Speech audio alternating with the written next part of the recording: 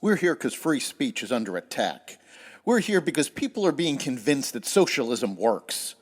We're here because people are being judged guilty until proven innocent.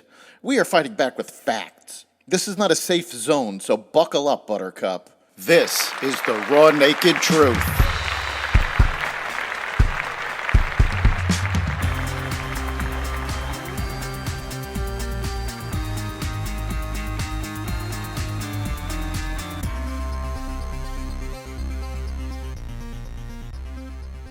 Trump survives an assassination attempt. Hillary Clinton violated campaign finance laws. Consumer sentiment drops. The UN harbors terrorists, and more.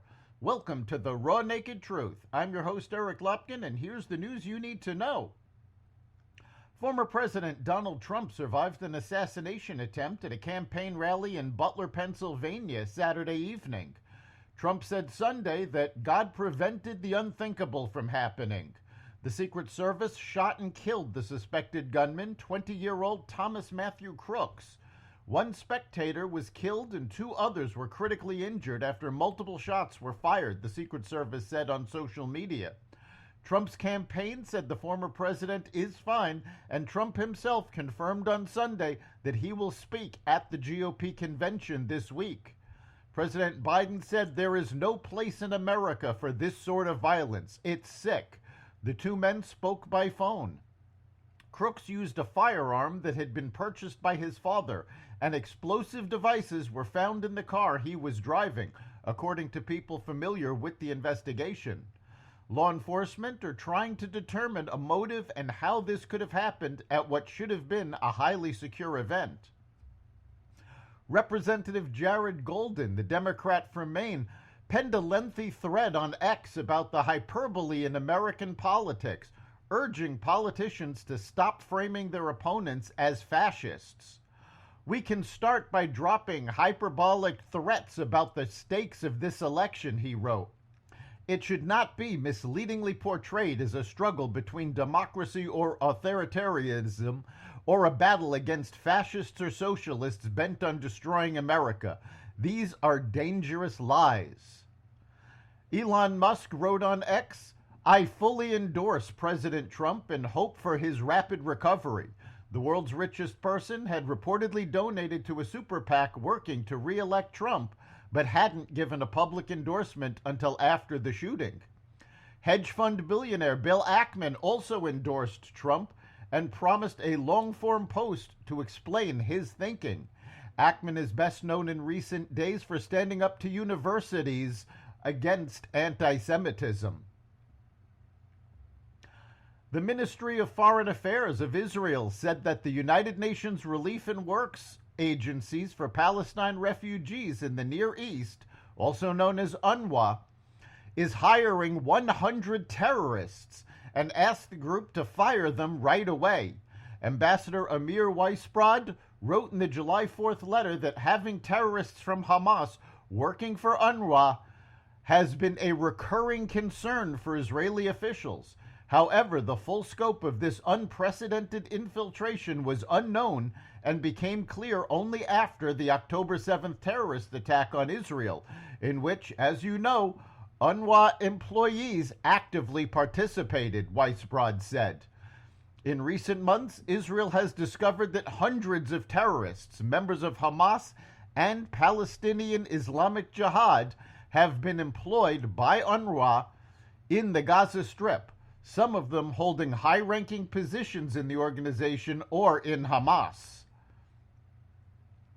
China on Thursday came out swinging at NATO, accusing it of posing an enormous danger to the world after the alliance labeled Beijing a decisive enabler of Russia's war in Ukraine. The communiqué, approved by all 32 NATO members and released Wednesday, was the most strongly worded stance the alliance has taken against Beijing and its position backing Russia since the war began more than 2 years ago. But Beijing did not take lightly to being listed in the NATO document as a large-scale supporter for Russia's defense industrial base. Wherever NATO shows up, turmoil and chaos will follow, Chinese Foreign Minister spokesperson Lin Jian said in a briefing Thursday. NATO's so-called security is more often than not built on others' insecurity, and a lot of its security anxieties are self-made.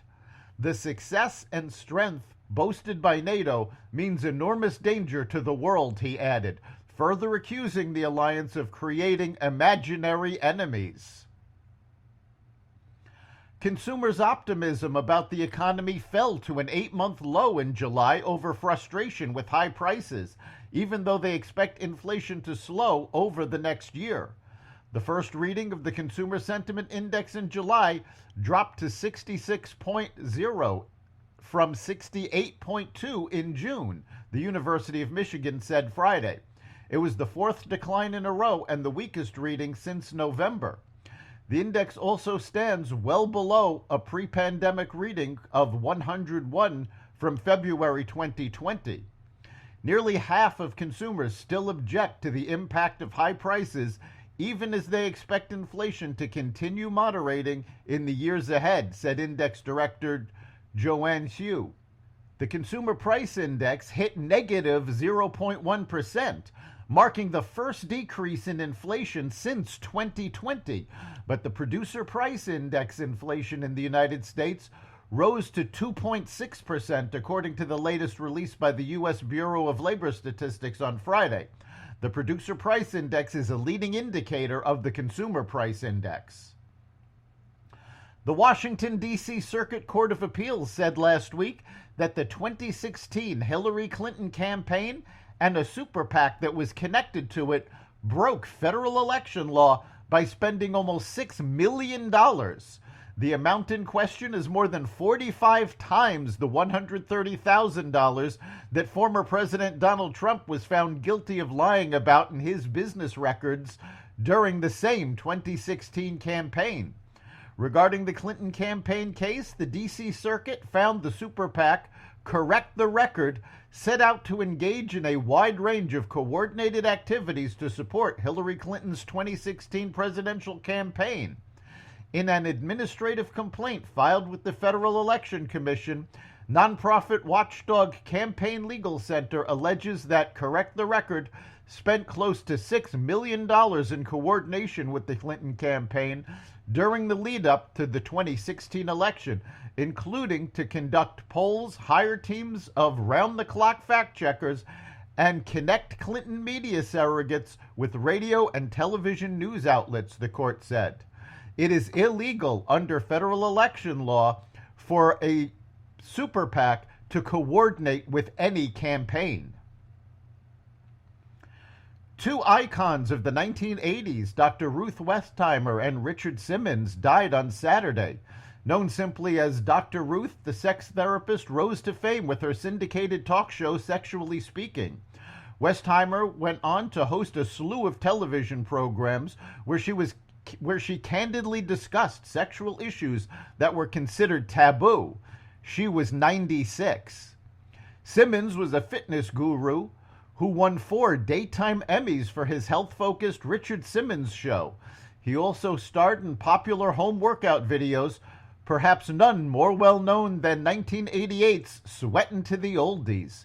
He had just celebrated his 76th birthday on Friday. That's The Raw Naked Truth.